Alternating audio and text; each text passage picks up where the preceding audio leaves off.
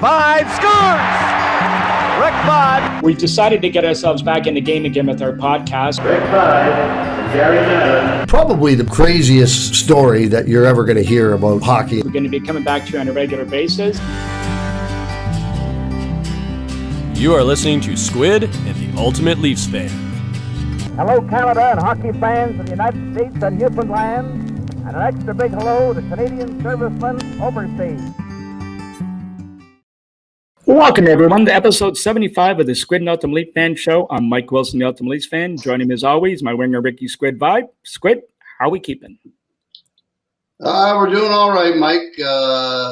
Didn't get a lot of sleep last night for some reason. I don't know what it was. It was a restless night. But no, the Leafs lost. Nonetheless, yeah, maybe that was it. I watched that. Well, I watched my son lose first, and then I watched the Leafs lose, and then I watched Yellowstone. Oh yeah, episode 6 of the new season, and then I went to bed and laid there for a while, and got up, went back down, watched a little more TV. So anyway, late night. Well, Squid, our guest today, after a career with the Marlies in junior hockey, went undrafted, but would enjoy a very impressive hockey career nonetheless. First enjoying almost 14-year pro career in the ECHL, win 4 Riley Cups, finals and MVP in 2 of those, 7 years coaching, elected to the ECHL Hall-of-Fame in 2008, played a little roller hockey along the way, still involved in the game as a scout for Nashville, and near and dear to my heart is an avid hockey collector with a very impressive collection. Please welcome to the Squid and Ultimate Leafs Fan Show, Nick Vitucci. Stop him. Nick, thanks for joining us, and how you making up, man? Everything's good. Thank you for having me, guys. I appreciate the opportunity to spend some time with you. Well, you and Squid crossed paths during your playing days when he was coaching in South Carolina. We did. We had some good rivalries down in the Carolinas between the Charlotte Checkers and the South Carolina Stingrays, and geez, I might have even crossed paths with you with the Greensboro Monarchs before I ended up in Charlotte as well. And I'm sure, Rick, you probably feel the same way. I loved it down in the Carolinas, and between Winston-Salem, Greensboro, Charlotte, and then Greenville, South Carolina, where I finished my playing career and started my coaching career. That was a great place, states to live in for sure. Oh, there's no question. Carolinas are beautiful. The weather's great. North Carolina up in the northern part, and even South Carolina up past Greenville, they tend to get a little bit colder, a little bit more snow, but it's a beautiful area. And as a matter of fact, my son played, I think he played 10 games in Greenville.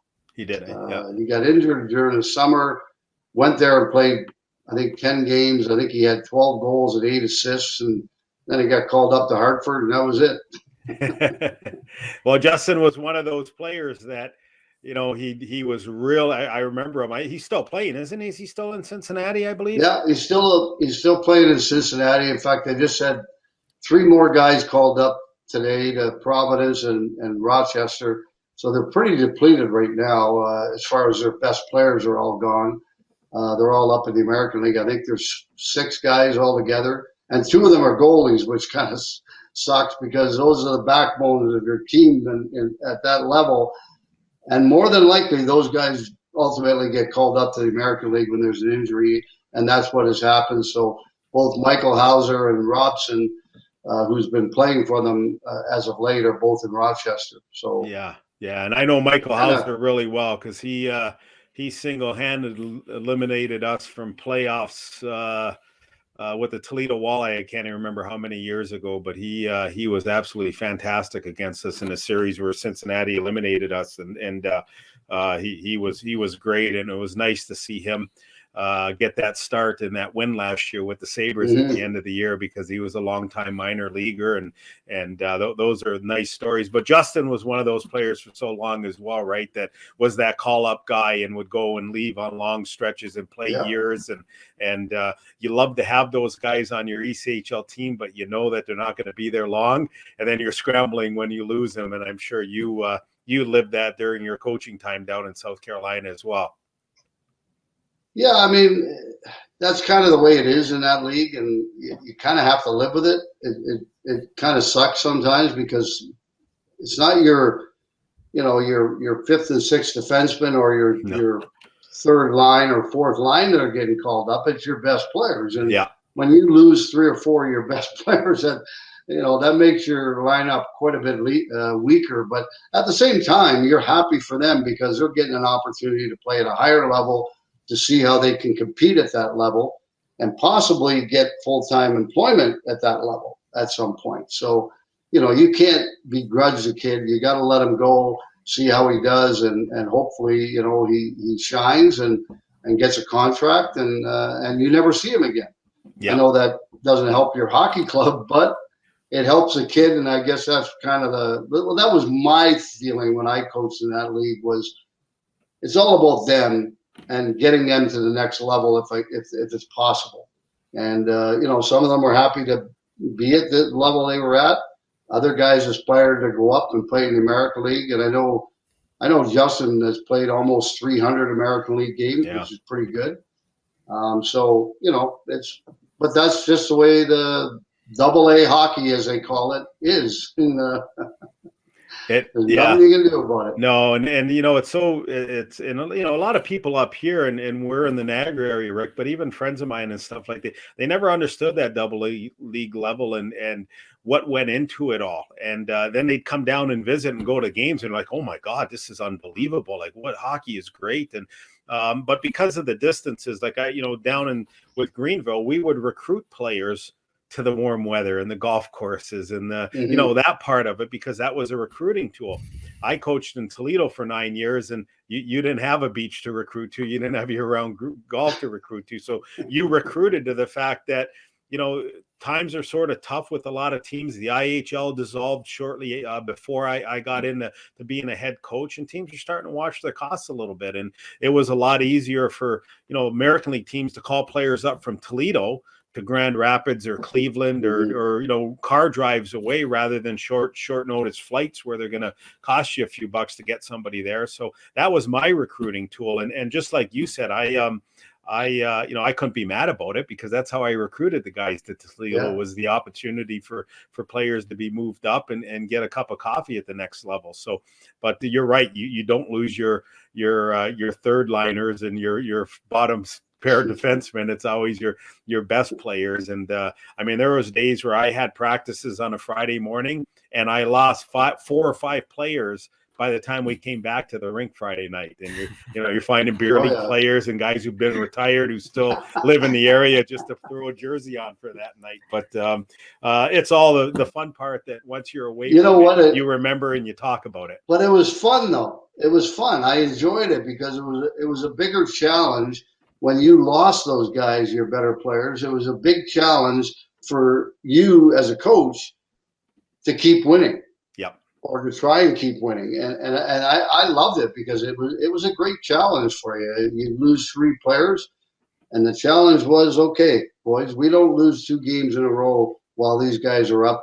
I don't care what happens. We're going to, and that was a good challenge. I enjoyed that. Yeah, and then to the players as well, who got to step up now and maybe play outside of their comfort zone to fill the boots that just walked out of the locker room as well. So those are all positive things for me as well as a coach. Well, let's look at where you are now, Nick. Currently you're working as a pro scout for Nashville, previously with New Jersey for 5 years. First off, where are you headed this week? You know what? I got a close week this week, and I hope it goes off because there's been a bunch of cancellations as far as COVID games and especially up in New York and the East. So I'm going to be in, if I remember right, I'm going to Buffalo tomorrow. I think Anaheim's in Buffalo, and then I got a game in Rochester on Wednesday. In Toronto Thursday, back in Rochester on Friday, and then I'm actually taking the weekend off. There's a sort of a local player, the Welland Junior B organization here that's been around for a long time. One of the the all-time leader in points and goals and just one of those guys. His name is Mark Forster, and Foss coached after he retired and just was a great mentor to a lot of people. They're retiring his jersey this weekend, and he's the first person to ever have his jersey retired here in Welland. So they're having a little event on Saturday night, and then the jersey's going to be hung on Sunday. So I wanted be here for that as well. So I'm going to spend a little home time this weekend. And then next week, geez, I go to Nashville Tuesday. I go to Stockton, California on Wednesday and Friday. And then I'm in Seattle Saturday, Sunday, and fly back to Buffalo for a game Monday. So good air miles coming up here. Better you than me, because I don't like flying. Well, what I was going to say now, Nicky, why don't you give the listeners an idea what entails being a pro scout versus an amateur scout? Well, the difference, and me personally, I think the amateur scouts, that's probably the hardest job in hockey, because you're having to recognize talent, but then you're trying to project what that talent's going to look like in 3 and 4 and 5 years. And I think that's just a tough job to be able to have a handle on that. The pro scouts, we have our teams that we're responsible for. So both the NHL and the American League team, and I have 7 teams that I'm responsible for, and I basically have to know those players and those rosters from top to bottom. And what we really gear for, where the amateurs, they're gearing for the draft, and all their work is being done for the NHL entry draft. Well, ours is really being done for free agency for the most part. Mm-hmm. But to have a handle on these guys, what we think their strengths and weaknesses are, what comparables in our organization can we sort of compare them to. But you need to know the rest of the organization as well for trades, because a lot of times there's a 1-for-4 trade, and you've got minor league pieces that are part of it, and you have to have a handle on those players as well, just to know exactly what you might want to bring in a trade if it's a lot of players that are involved with it. So it's really that, knowing what the strengths and weaknesses are of these players, how they're trending at a certain time, where we feel they could fit in our organization, whether it's with the big club or in the American Hockey League, and really, players in our organization that we can compare them to as well. So here, Nick, all this time I thought goalies weren't that smart for playing goal, but you and Jason Fitzsimmons, who is my goalie, does the same thing with the Washington Capitals. So you guys are smart. You know what, Rick? I've told people and I'm fortunate that when I do have a day off here or there, I can work with youth goalies too. And I always tell people that the goalies are the smartest ones on the ice. And I can use you, Rick, as a perfect example that, a lot of people don't know, but the square footage of a NHL rink is 17,000 square feet. So you were a power forward and a mucker and a grinder and physical and slashing and hacking and whacking, and you were doing all of that to try and get possession of the puck. And we as goaltenders, Fitzy and I, we just stood in one spot, waited for it to come to us. So who was smart and who wasn't? But Fitzy was a great goaltender. There are a lot of players that came through that league and goaltenders that came through that league that, I got excited to play against, because I knew I'd have to be my best every night to try and beat them. And Fitzy certainly was one of those goaltenders. Now, who do you report to, Nicky? And when you do your reports and you submit them, how often do you do that, and how often do you speak to your superiors? Well, so I'm going to kind of do a little rebuttal against what I just said about how goalies are so smart, because for me, with the reports, I'm not capable of chasing reports. I think one of my best assets is I'm a good self-evaluator, and I know I can't chase a game or two. So for me, and it works for me, is I go see a game, I have to finish that report before I go to another game. It's just how I work. And for me to try and remember 2, 3, 4 games ago doesn't work for me. It does with some people, but I know it doesn't work for me. So I will always get the report done, whether it's that night. If I'm going to a hotel, maybe I'll do one team or start on it, and then the next morning finish it off before I go to my next game. We have our assistant in Nashville. Since I got there, the one thing I realized with David Poyle and his experience is he's a real big believer in chain of command. And our head of scouting is a gentleman named Jeff Kelty. And Jeff, he kind of overlooks all the scouting for both pro and amateur. And what a brilliant hockey eye. He remembers he's one of those guys who just remembers everything about a player. He might have seen him 10 years ago, and he can tell you exactly what he is and such. And so we send all our reports through a computer software system where all the scouts in our organization can have a look and read about what we're saying about players and such. But Jeff will usually check in once or twice a week. Or if somebody's talking with David Poyle about a trade or a player or something, he'll call Jeff, and then Jeff will call that scout, whoever's responsible for that team that player is on. But usually Jeff will check in once or twice a week just to say hello, or if something's come across that he wants some information on a player. But as a pro staff, we'll usually have a Zoom call every 2 or 3 weeks or so, and just kind of go over some things, and David will tell us what he's hearing as well. And then we'll go in and we were all there for training camp for 5 days, and then we're going to go back again in January for a 5-day meeting where we actually get together face to face as well. So the communication is really good, I find, and the information that's exchanged helps all of us make better decisions.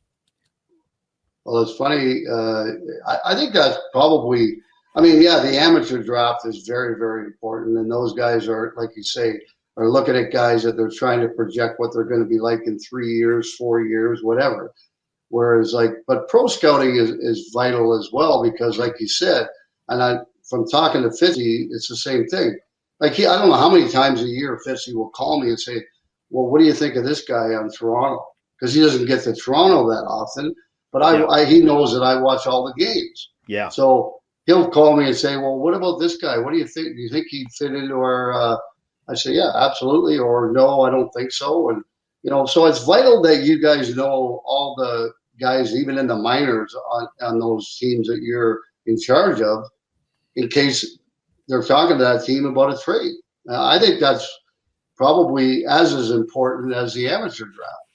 And if you're at it long enough, and what I find is you can kind of get a feel how a player progresses as well. So I'll use Carter Verhaeghe, who's down in Florida right now. He's had a couple great years, but I saw Carter play his first year as a pro in Syracuse, and was got a bite of the penalty kill, and was a bottom 6 forward, but worked hard, showed you a little skill. Now, the second year Carter came back, now he's a penalty killer. He's a committed defensive player, but now he's starting to get a bite of the power play as well. And now you're starting to see, some real good offensive play out of him, and that quick twitch thinking ability under pressure, and just things that jump out at you. Now, the third year Carter played, led the American Hockey League in scoring. So you've kind of seen him progress in 3 years to being obviously one of the top players in the American Hockey League. Well, now it's kind of like being a rookie again, right? So if you go through the OHL and, the first year you're carrying everybody's bags, and by the last year they're carrying yours, but now you're a pro and you're carrying bags again. So Carter, finally gets to the NHL, but kind of rewind 3-4 years earlier, he's on the fourth line and he's just killing penalties, and that's it with Tampa Bay. But I've seen him and progress from that at a different level, but knew he had that in him. And that's exactly what he's done now in the National Hockey League, is he's earned coaches' trust.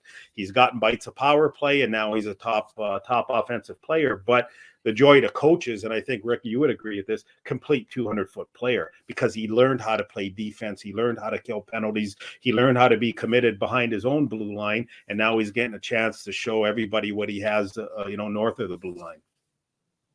Well, it's funny that you brought his name up, because I remember Justin was playing in Bridgeport when he was part of the Islanders, Verhaeghe, and he got called up from the Missouri Mavericks in the ECHL to play in Bridgeport.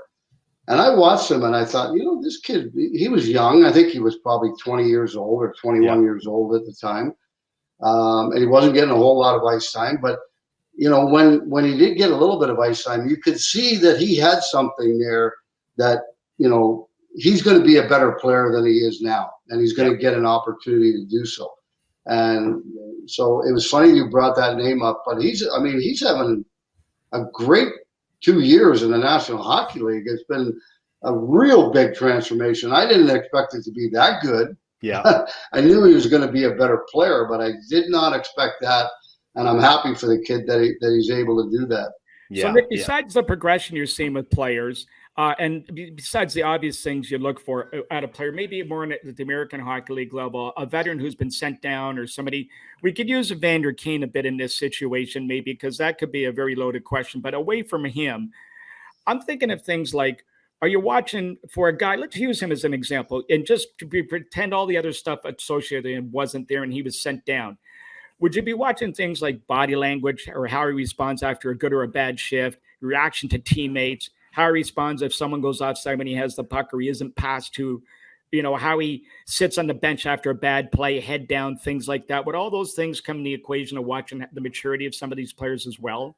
100%, and you basically hit the nail right on the head, right across the board with that for sure. And I've used the goaltender Yaroslav Halak a lot in speaking with what I hope to see when a player who has been in the National Hockey League, a long time, and now he's in the minors, what you kind of hope that they're using that opportunity for. And for me, and funny you mentioned Bridgeport, Rick.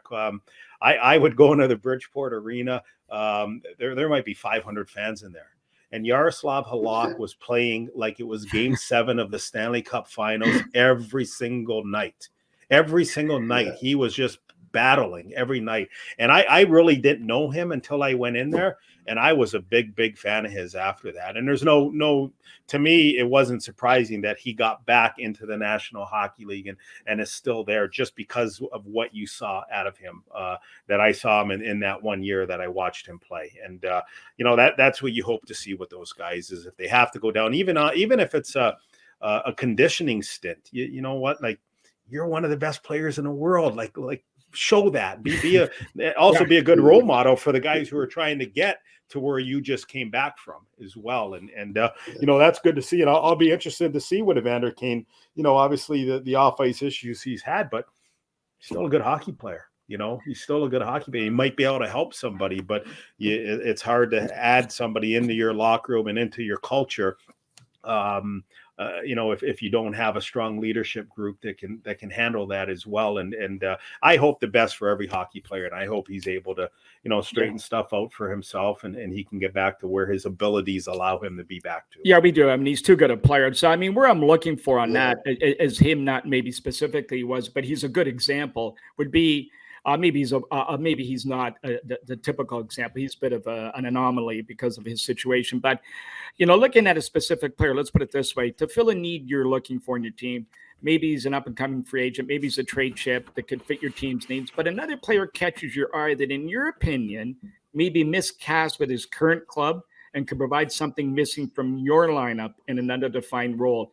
Do you look for that as well at times? 100%. Absolutely, you do, because those are the cases that are probably more, that happen more often. Is that there might not be a lot of ceiling for a player in a certain organization because they have a lot of that already. Yep. But it doesn't mean he can't play on another team in another organization and contribute in a big way. So those are players that.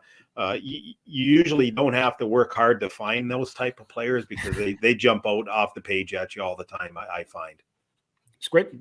How many times, Nick, I know I hear a lot from scouts where, or there's been stories told over the years that so-and-so went to scout this guy who was a big name, but somebody else caught his eye, and that guy ended up playing in the National League, and that wasn't even the guy he was going to scout. How many times does that happen for you when you go to watch an American League game or whatever league it is, and you're going there to scout a specific player for a possible trade, but someone else jumps out at you? Often, it happens a lot, and I know it happens with other people too, and even other positions, not just scouts, but skill development people and goalie coaches. So you probably come across him in the Niagara area.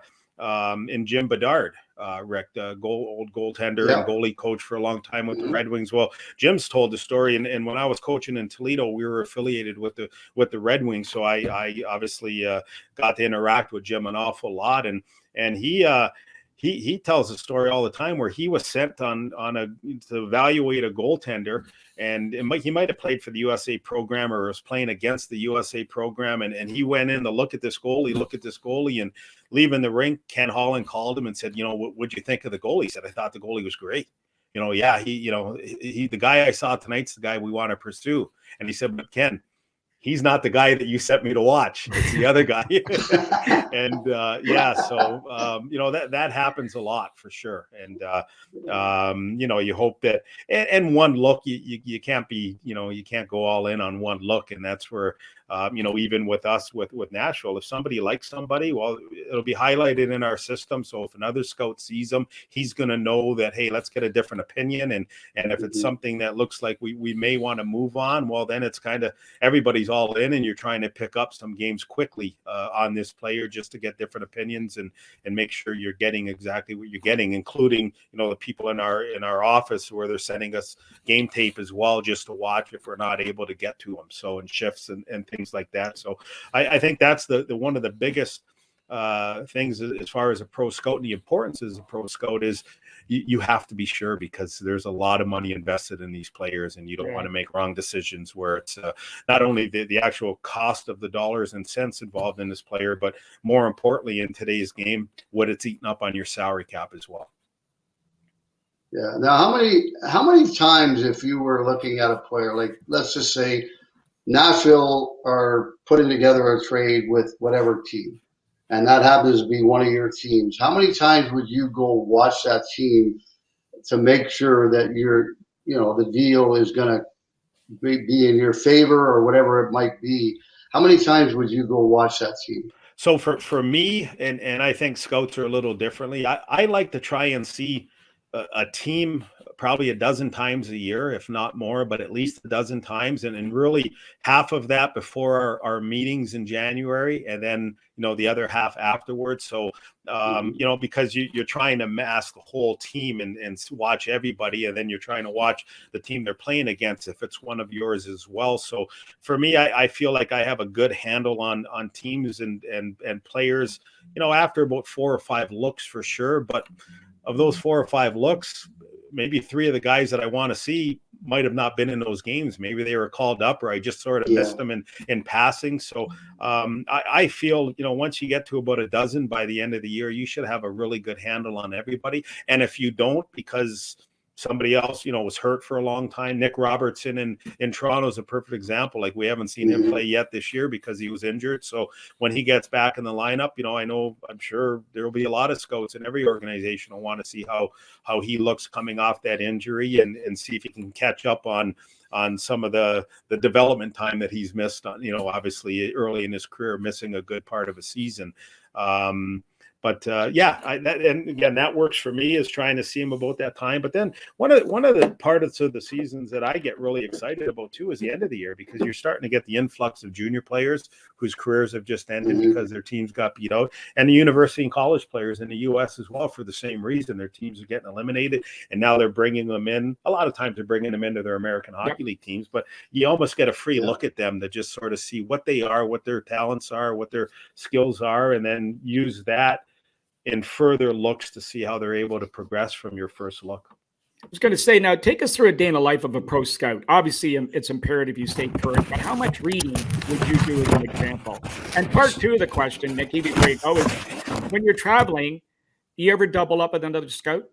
Well, for the first part, I'll probably put in a good hour at home before I leave for the rink, just catching up on newspaper articles and reports and things like that, but also going over my notes of that team just to kind of refresh, especially if it's some players that I might not have a great handle on to that point. But I like getting to the rink too. I think I get to the rink earlier as a scout than I did as a player. Like, I'm there 2.5 hours before the game, and get set up in a press box and get my book together and my notes together, and I'd maybe do a little more than other scouts, but I like to have the player's number and their name, but also their age. And then I get their stats, and then I've got their rating that we have in our system. So it's all in front of me. I don't have to start flipping through stats and everything else. I like to have everything right in front of me, and it just helps me just go through the process a little better and remembering more of the players as well. And then as far as traveling with scouts, we do that often, and whether it's driving together or kind of getting trips together. Jerry O'Flaherty has become a good friend of mine, and Jerry lives in Vancouver and he works with Tampa Bay. But Jerry is doing just Canada this year because at the start of the year, and nobody really knew what was happening with the borders. He just said, I'll stay in Canada, and the rest of you guys split up the US. So we've been on 5-6 day trips together and go walking every afternoon and get a little exercise in and get our dinners together and things like that. So it really is a good group of scouts and some fun personalities as well. And we all enjoy spending time with each other. And a couple of your old teammates, Ozzy is still scouting and see him often. And let me think who else is Toronto. I thought there was one more that we had. I see Bob. I used to see Bob McGill a lot, obviously up in the press box. Oh yeah, with the Marlies, when he was doing broadcasting. Yeah. So yeah, it's a good group of guys for sure. Well, I was going to say to you now, is there a code in the scouting community, like sharing information, or is it at first, like if one of the guys has something for us, is it almost an honor amongst thieves? Because let's face it, you guys are all trying to steal players from each other, and a lot of money and a lot of wits are at stake involved in all this. So, and when you first start, I'll give you 2 parts again to this. Any of the season folks give you a hand on how to get started and really how to handle yourself, or it was just every man for himself? Well, for the first part is, and I find it amazing, but I think it's a great way to do it, is nobody really talks about players with each other. They don't. It's almost like that taboo, so don't even bother bringing it up. And I just sort of followed in line with that. You may try and dig around a little bit as far as, and not about players, not by any means, but hey, what do you think? Do you think you guys might be looking to add somebody or looking to do something maybe closer to the trade deadline? So you might have an idea of what their organizations might be thinking, but that's about it.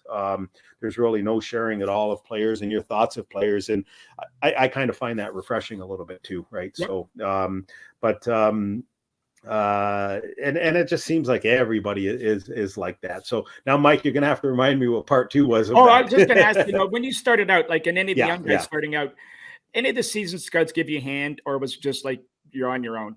Every single one of them did. It really was unbelievable how welcoming everybody was. I got in the press box, and you sort of know that, all right, somebody's new here. Everybody came up and shook hands and introduced themselves. And here's my phone number if you need anything. And it was really overwhelming how welcoming that fraternity of pro scouts was. And from day one, that first year, 6 years ago, I do the same thing. And Rick, it's really no different than a new player walking into the locker room, right? Like everybody's there to introduce themselves and shake hands, and the scouting fraternity is exactly the same.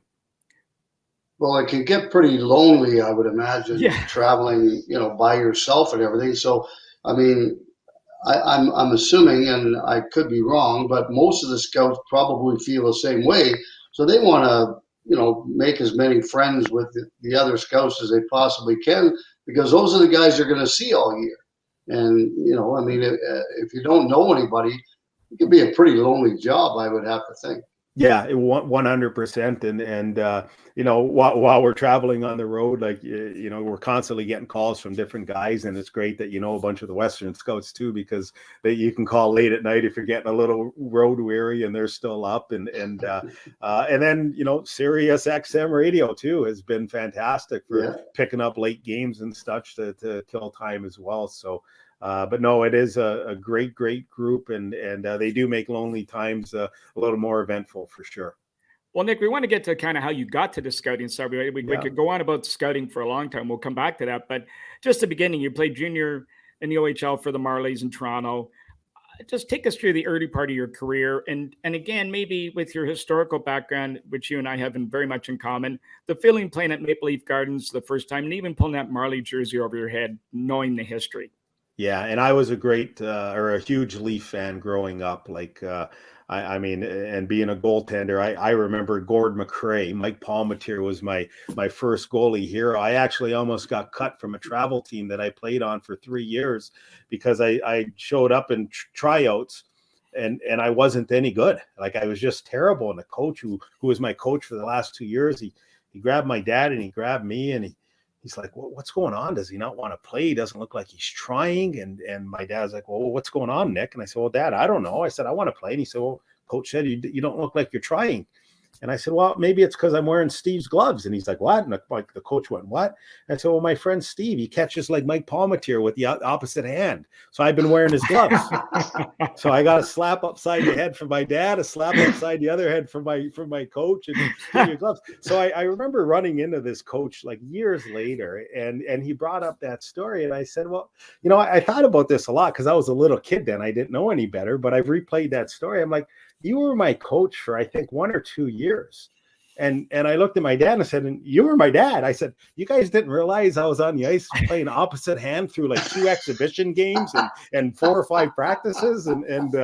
But no, I had great memories of my first ever really pro hockey game I went to was a Toronto Toros game. And in between periods of that game, Evel Knievel did a celebrity shootout against Les Binkley, and I was at that game. So, I was excited when the WHA started. I was only about 5 or 6, but it allowed me to watch more hockey on TV because you had the Leafs and Hockey Night in Canada. But I believe the Toros might have played on Global, maybe on Tuesday nights. So that was a lot of fun as well. But no, it was a thrill to step into Maple Leaf Gardens with a goalie bag over my shoulder. We had our tryouts at Chesswood Arena up in Toronto with the Marlies. And then once the team was made, we moved down to the Gardens. And I was already done high school, so I used to come down real early, Rick, and watch you guys practice during that time in the mornings. And a couple of us were done high school, so we would go shoot pool or goof around in the afternoon. And then we skated at 4:00. But I remember that first day jumping on the ice. I probably was the first one dressed and out a half hour before anybody else. And I just skated around. I think I laid on my back at center ice and looked up through the clock for a little while, but it was a huge thrill for me. I went undrafted even into the OHL and made the Marlies as a tryout and a walk-on. And so that was the moon for me. And I had, it was great memories playing there, playing in that historic building. I still, when I'm in Toronto, I'll still pop in there every once in a while, and just obviously it's much different now, but get upstairs and look around and read all the signage and stuff. Well, isn't it amazing what they did with that building? And I played there a bunch of hockey games there in the last 5-6 years or so. And it's kind of funny, you go up to that, it's the 3rd floor. The building still looks the same, the roof and everything. It's just a whole lot closer to you because you're on the 3rd floor now. But they did one hell of a job in kind of keeping the rink part similar to what Maple Leaf Gardens look like. And I always enjoy going in there because it reminds me of my days in Toronto, but they did a heck of a job. Yeah, they really did. The one thing I wish, and Mike, you might be able to chirp in on this more, but I wish they would have did a little, maybe made more of a spectacle of center ice and where it was in the grocery store instead of just that orange or red dot that's painted on in that aisle. I wish they probably could have did something.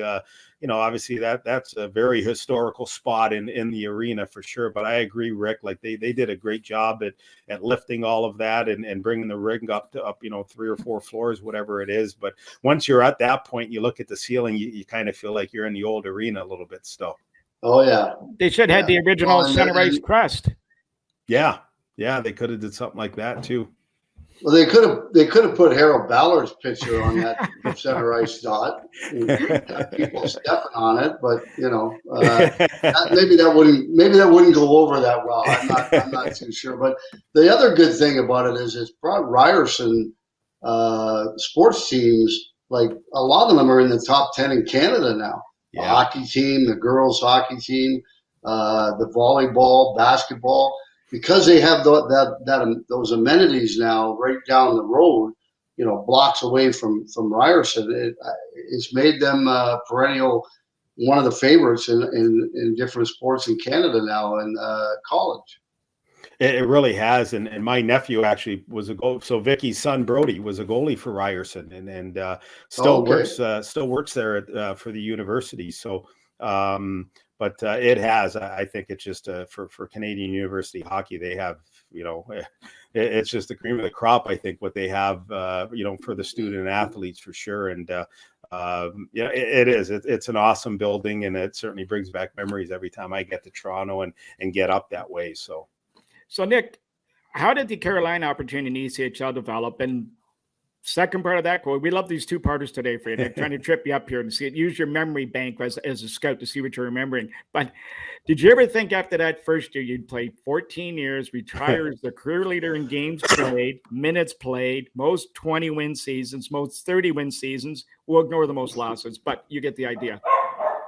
Yeah, you know what? I was really fortunate. So the first year of the ECHL, and it was the Atlantic Coast Hockey League before that. So Yeah. it changed names and kind of got a different direction as far as leadership, with Pat Kelly coming in, being the first ever commissioner of that. And one of his what he wanted to do was just clean it up. He didn't want it to be a slap shot league and brawling every night. But I actually tried out for the Johnstown Chiefs that season. The first year it was 88-89. There was only 5 teams in the league. I was given a tryout by a fellow by the name of Joe Selensky, who saw me in a free agent camp in Peoria, Illinois, and he offered me a tryout. So, but by the time training camp started, he had already been fired. And Steve Carlson, that we all know from Slapshot, was the new coach. So they still honored my tryout, and I went in there and thought I did okay, but there was other goaltenders that were pretty good too. And I ended up getting cut from that team. So driving home, I stopped in Erie. We had played an exhibition game 2 days earlier against Erie, and I thought I had a pretty good game. I played the first half of the game, so I stopped in and stopped and talked to Ron Hansis, who was the coach and the owner of the Erie Panthers, and asked him, "Are you happy? Are you looking at anybody?" He said, "Nick, I kind of got to go with the guys that I have now." And I said, "All right, that's great. Thank you for your time." And so I drove home to Welland, and I was done. I was playing forward in a beer league for the Groff Tire Oilers, and that was going to be my path. I actually so my father had a little plumbing business, and I had worked with him every summer, so what I decided I was going to do was I was going to jump into the apprentice. I could use all those hours that I worked with them and use them towards a plumber's apprenticeship. And then General Motors was hiring in St. Catharines. So I did an assessment program, got called back for a physical, and ultimately was offered a position with General Motors. And what the goal was that if I was able to get in there, I was going to continue my plumbing apprenticeship in General Motors and then get hired as a skilled tradesman. And that was going to be my life. And it was December 26th. It was Boxing Day of 1988, and Joe Selensky, the gentleman who offered me the tryout with the Johnstown Chiefs before he got fired, called me and said, "I've just been named head coach of the Carolina Thunderbirds, and I need a goalie." And I'm like, "Joe, I haven't been on the ice in 2 months in goalie equipment. I've been playing. I got 9 goals in the beer league right now. Like I'm a top scorer." And he said, "Listen, Nick," he said, I think the world of you, that what I've seen you play, and I think you could be a big help. I think this would be great for you. I'll give you all the time you need to get back in shape. Just get down here." So I hummed and hawed it. And finally my dad said, "Listen, Nick," he said, you're 21 years of age. You have 44 years till you're retired General Motors at 65. What's 43 or 42 or 40 years going to make a difference? And, so obviously with the support of my family, my parents, January 1st of 1989, I was driving down to Winston-Salem, North Carolina, and started my pro hockey career. So the first game, I didn't even play the first game. We were in Roanoke. It was the old Virginia Lancer lot. And I backed up that game, and I remember we were going to Erie from Roanoke, but back then, and Rick, you would know this too, is your post-game meals, they weren't 5-star dinners by any means. They were truck stops and little corner restaurants and stuff. And so we left the arena, and we just drove a mile or two to a little restaurant to pick up our food that we had ordered off a menu before the game. And of course, I'm on the team for 1 day, so I'm off the bus first. I help carry whatever I have to carry. And a lady walked up to me in this restaurant, and she said, "Y'all want to come to my place for a pig picking?" There was about 4 of us that were there, and I'm like, what'd she say? And then she repeated herself, "Y'all want to come to my place for a pig picking when you get off the road trip?" And I'm like, "Ma'am," I said, I don't know what y'all is. I don't know what reckon is, and I have no idea what a pig picking is." But she ended up being the president of our booster club, and just a wonderful woman. But that was my first experience down south ever. So we're driving from Roanoke to Erie through the night, and we get awoken in the middle of the night. The bus stops, but it was just a couple big thuds. So as everybody's waking up, we hear scraping and everything else going on under the bus. And I was like, what's going on? And I hear some of the veteran players were out arguing with the coach. Well, we had hit a couple deer. And he was from Alaska, Joe Selensky. He wanted the deer on the bus and bring them back. So he's trying to drag equipment out and dragging these deer carcasses onto the bus. And luckily the veteran players said, no way. But the next night in Erie, I got my first start. We lost 6-5 in a shootout. And then we played them again the next day. And I got back to the hotel, phoned my parents after that game. Of course, back in the day, it was collect call from Nick. I don't know if kids would even know what that meant now, but I called home and my mom said, General Motors called, you start Monday. So it was like, oh boy, here we go. But obviously I stayed on. I phoned the gentleman at General Motors, told him what I was doing. And the rest of it was history for me playing minor pro hockey. Talk about the championships, like 4 of them. Yeah, no, it was, and I really hadn't won anything through minor hockey or any, big championships. And that first year we were, I mean, there were 5 teams in the league. We were in 5th place for most of the year. We kind of, I think it was, we needed to win like 6 of our last 7 games and needed Roanoke to lose 6 of their last 7 games to even get into that 4th spot. And it happened. So we were battle tested by the time we got into the playoffs. And Erie finished, I believe Erie finished 26 or 28 points ahead of us. And we met them in the first round. So it was 1 versus 4 seed. And we swept them in 4 games. And then Johnstown, the team that had cut me in training camp, we ended up winning in 7 games in Johnstown. I think everybody in the world was in that arena that night because you couldn't see a staircase in the arena. Everybody was sitting on them, and I'm sure every fire code was broken. But it was a great experience. And then the next season, I ended up getting traded to Greensboro halfway through the year, and we went on to win a championship. I started the playoffs that year and ended up, we had a brawl after game 2 and ended up getting a 2-game suspension. And then my goalie partner, who was pretty good himself, he went in and he didn't give up the net after that. His name was Wade Flaherty. So Wade went on to play, for quite a while in the National Hockey League. And he's a goalie coach now for the Winnipeg Jets. So I get to see him a lot when I go through Winnipeg as well. But the championships were great. I picked up one more in Toledo, but kind of the same thing with Greensboro. I was kind of a cheerleader for that one because I was under contract with St. Louis for that season, and I was up in Peoria. And by the time I got sent back down, Dave Gagnon was my goalie partner, and he was on a run, and he wasn't giving up the net. And then the last one was 95-96, playing for the Charlotte Checkers, and that was still probably my most memorable. And we had such a close group, and we're still great friends to this day. And Sean Wheeler, Darryl Knorr, and I had played with for a few years in Greensboro prior to, and Mark C was such a great coach and a great person, and that was a fun team. That was just a tight team, and that was probably the most fun I had in a season, was playing that year with that Charlotte Checkers team. And I picked up one more as an assistant coach with the Greenville Growl too, with Marksy. I was his assistant coach and was able to win a 5th one with him that year. Boy, we had some battles those years when Marksy was in Charlotte. Whenever we played them, and Wheeler was a big part of that.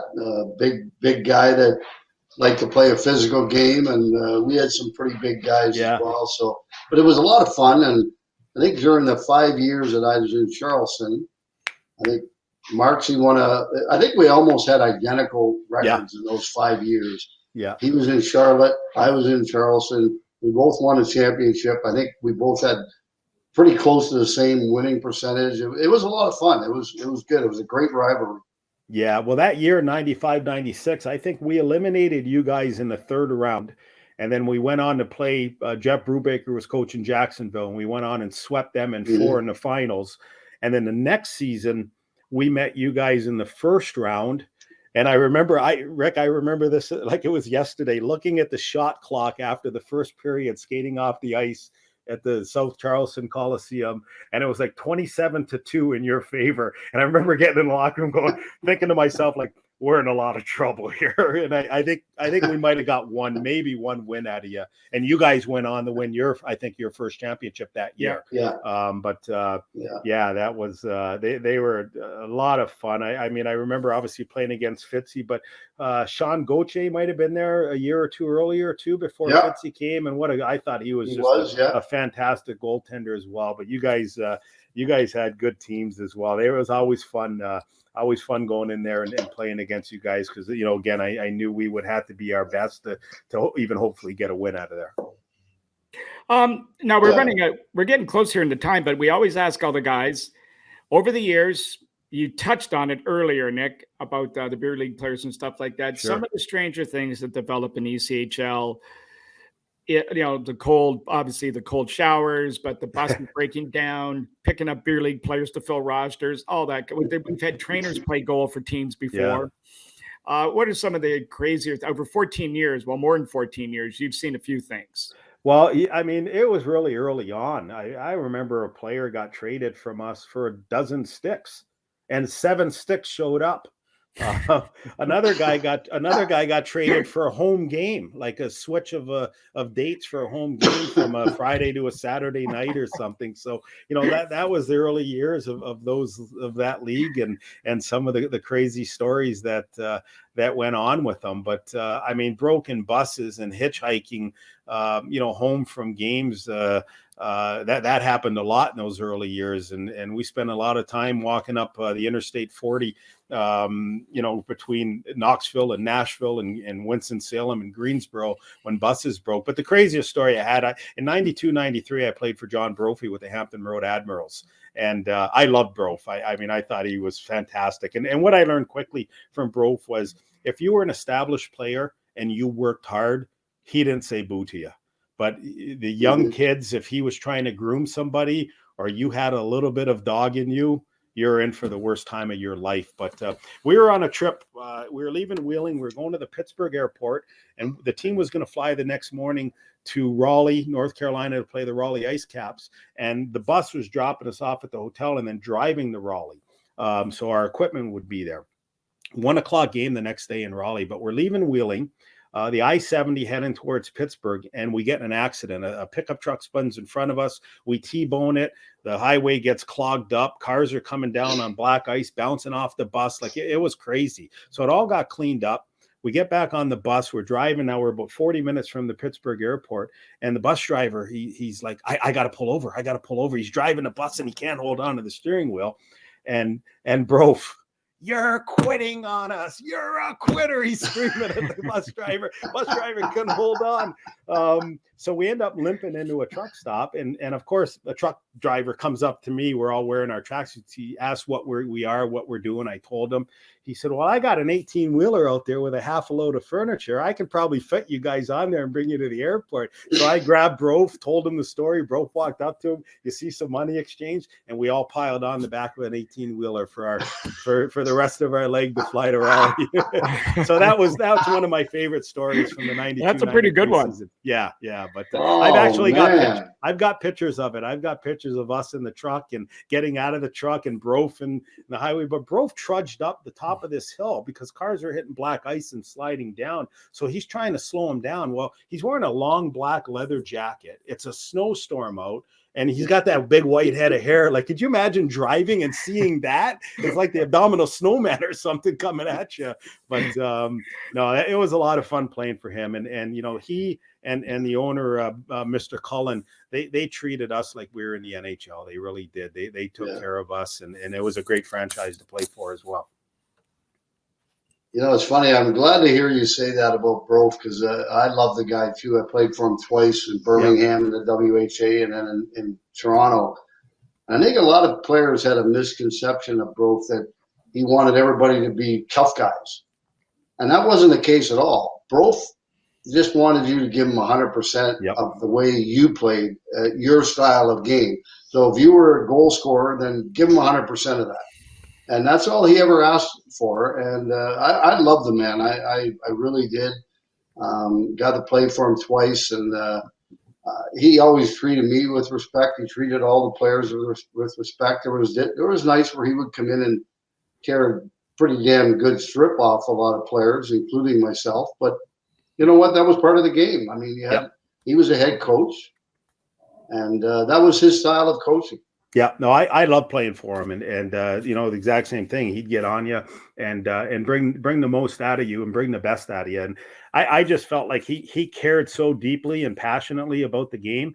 And if you didn't match that care, he probably didn't have a lot of time for you either. But I found that if you challenged him too, if you let him have it once in a while, he actually liked you better because of it. If you'd beat back at him or something too, because he was a competitor and he liked to be in the heat once in a while too. But he was certainly a character, number one. But he cared deeply, and I remember that year, at the end of the year, I'm going in for my year-end meeting with him, and I'm in the office, and we went alphabetical order, so I was like the last one on the team with the letter V, and I walked out, and if you remember, Rick, but all the prisoners at the Hampton Road Arena there, they would clean the arena after all the games. They all got their jumpsuits from the prison just down the street, and that was, you know, kind of their work detail that they had. And I walked back in the locker room, and Mark Bernard was my goalie partner. I'm like, Bernie, what's going on? They're all lined up outside of Brof's office. And Bernie told me, he said, Nick, he said he buys 12 suits a year, and he wears them during the hockey season. And at the end of the year, he has all the prisoners come in. He has them in one at a time. He yells and screams at them about getting their life in order. And when they get out of prison, they got to do better. And he would give them all a suit and say, when you get out of prison, you come back and get this suit. You go to a job interview, you look respectful, and go get a job and smarten up, kind of thing. And you know, those are the kind of the stories that a lot of people didn't know about John Brophy, but he was passionate about that stuff. Yeah, he was a very good man. Would give you the shirt off his back if you needed it, and I love the guy, and I love playing for him. I don't know any other way to put it. And it's funny because eventually I ended up coaching against him. Oh, that's right. He was back in Norfolk, and he wanted to fight me one night. I'm like, come on, bro. Like, and I called him an old man or whatever. And here I am now, and I look like him. Well, hey, Nick, I just want to say to you, we got a couple minutes left here. Yeah. Very quickly on the collecting. How did that start? And you've got a fantastic collection. I hope we can put up a couple pictures here and show it. But maybe tell us that passion. Yeah, you know what? And as a little kid, just growing up as a big hockey fan and watching, you know, the Toronto Maple Leafs, and I was fortunate. My dad introduced me to two sports, and one of them was hockey, and the other one was auto racing. And he used to take me to the Niagara Falls Flyers games, and we had some senior and intermediate teams here in Welland, the Welland Merchants, and then the Welland Steelers. Actually, the Welland Steelers was the senior A team that Lou Nistico played for at one time. But whenever we went to games, he would always buy me a puck. We'd go to the souvenir table or the souvenir shop, and he'd buy me a puck. And then, you know, if I started to accumulate doubles, I would knock on referees' doors. I was probably 4 or 5 years old, knocking on referees' doors and seeing if they wanted to trade pucks, because I knew they always had them. And you know, that's where it really started was pucks. And then, you know, coming through minor hockey, you'd get patches and pucks and go to tournaments and things like that. So it kind of grew all from there. And it's something I still do today. Even when I'm driving, I'll hit antique malls and thrift stores and go by old stock car tracks, as well as going by old arenas and just walking around them. It wasn't too long ago I was in Springfield and wanted to see that old Springfield arena, the old Coliseum, and snuck in a back door and was walking around just to kind of take it all in. But it's just something that I enjoy doing as a hobby, and as you know, Mike, you meet great people as well that are in the hobby, and it's a lot of fun meeting them. Fantastic. I love it. Well, listen, we can't thank you enough for joining us today, Nick. It's been fantastic. Wow. We could talk to you forever. It just seems so natural. And Squid, any final comments before we let Nicky go? No, except you got a great collection there. And I know, obviously, this man right here probably had the best collection of all time, because he had my World Junior 78. Oh, nice. Junior sweater. And believe it or not, those were blue with a white. That's right. Maple leaf, or red. Was it red maple? Oh, blue with the red, and they had the red writing. Yeah, the red. Yeah, and blue crest. I went to his place many times and saw all the things he had in there. And then the one time I went there, there's that sweater sitting there, and I'm looking at it and I'm going, "Wow, That was the year I played for the World Juniors, and then I look at the number, and it's 23, and it's my sweater. Well, way to go, Mike! Well, it's now in the Museum of History in Ottawa, so it's the legacy will continue. Perfect. Well, Mike, I look forward to seeing the collection with mine and most of my pucks. I've got over 7,000 different pucks. I tell everybody each puck represents a garbage goal that I let in during my career. So that's why I'm up to about 7,000.